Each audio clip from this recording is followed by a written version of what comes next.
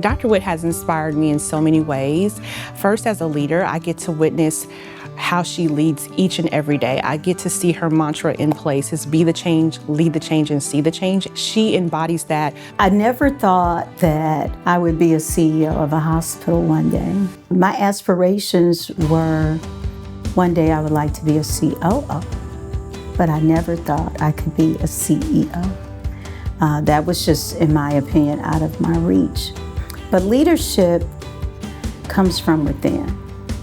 Registered nurse since 1985, when decided that I wanted to be a decision maker, and I pursued my master's, my MBA, and I spent 17 years of my career at Grady Health System. This was my first experience with rural healthcare when I joined the organization, and I wanted it to be something different. In the past years, Effingham was looked at as a last resort to come to.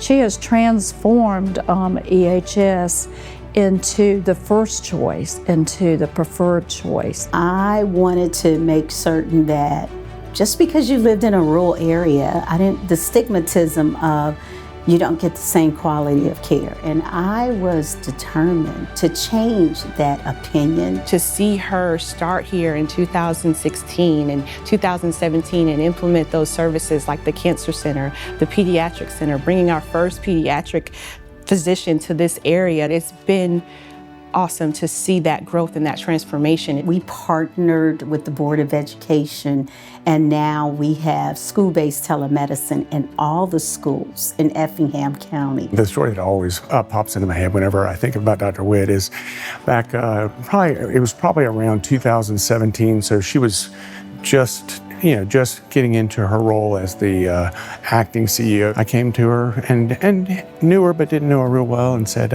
Dr. Witt, I think I need to get a robot at Effingham Health System.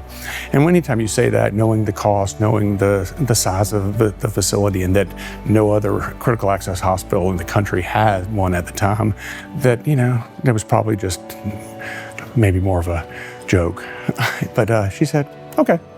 I like to be first. We were the first critical access hospital in the state of Georgia to have a robotic program. What's important to me is that every single patient that comes to this hospital receive the care that they deserve.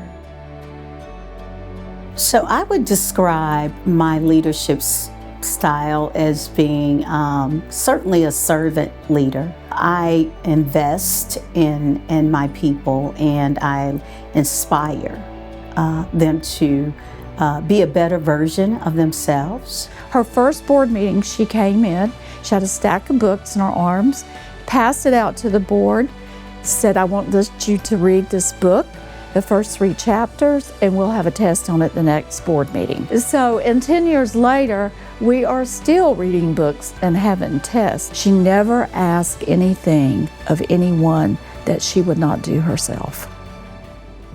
My faith has kept me anchored, which I rely on daily. She has been steadfast in her commitment. She has been steadfast in her dedication.